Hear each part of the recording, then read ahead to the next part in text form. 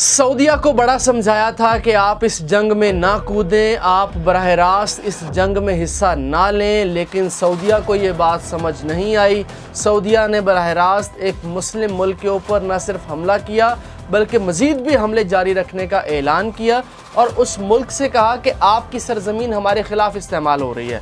یہی تو ایران سعودیہ کو کہتا ہے کہ سعودیہ آپ کی سرزمین ہمارے خلاف استعمال ہو رہی ہے، اور وہ استعمال کر رہا ہے امریکہ، وہ استعمال کر رہا ہے اسرائیل، وہ استعمال کر رہا ہے مسلمانوں کے دشمن، اور یہی اسرائیل چاہتا تھا کہ سعودیہ بھی اس جنگ میں کودے، وہ اس میں کامیاب ہو گیا۔ یہی مسلمانوں کے دشمن چاہتے تھے کہ جو مسلمان ملکوں کے پاس ذخائر ہیں، جو تیل ہیں، وہ ایک دوسرے کے خلاف لڑتے ہوئے استعمال کریں، اور دشمن اس بات میں کامیاب ہو گیا۔ یہی دشمن چاہتے تھے، اسلام کے دشمن اور مسلمانوں کے دشمن، کہ یہ پورا خطہ جنگ میں تبدیل ہو جائے، اور وہ اس میں کامیاب ہو گئے۔ یہی مسلمانوں کے دشمن چاہتے تھے کہ جو ان کے پاس تیل ہے وہ جناب ہمارے پاس یہ ریزرو رکھوائیں اور ہم سے اسلحہ خریدیں، اور وہ اس میں کامیاب ہو گئے۔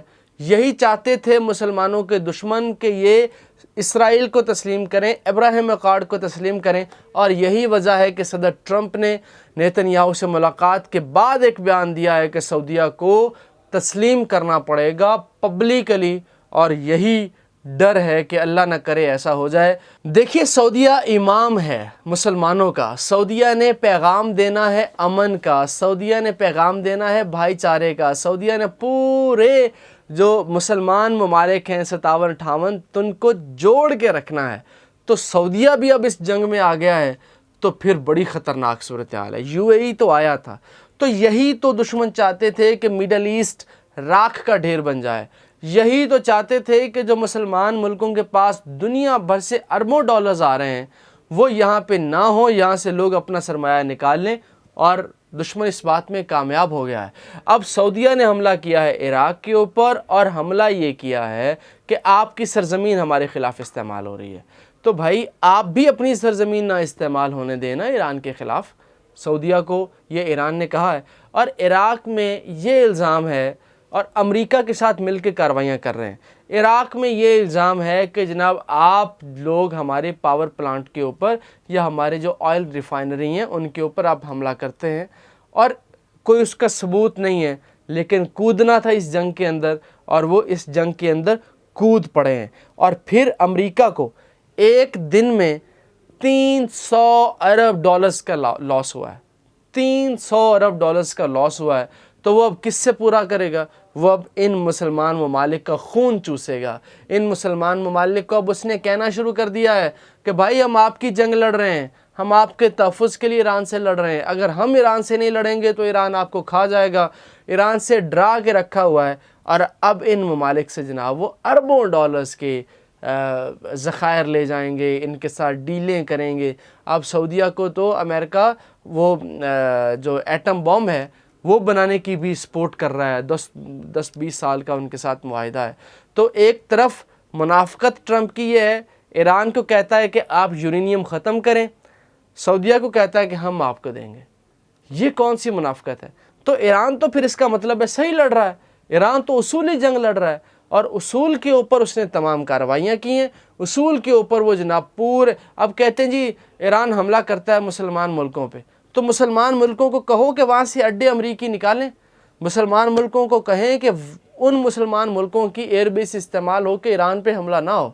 دیکھیے، براہ راست حملہ امریکہ نہیں کر سکتا ہے، ہزاروں کلومیٹر دور بیٹھ کے مسلمان ملکوں کو پراکسی کے طور پہ استعمال کر رہا ہے۔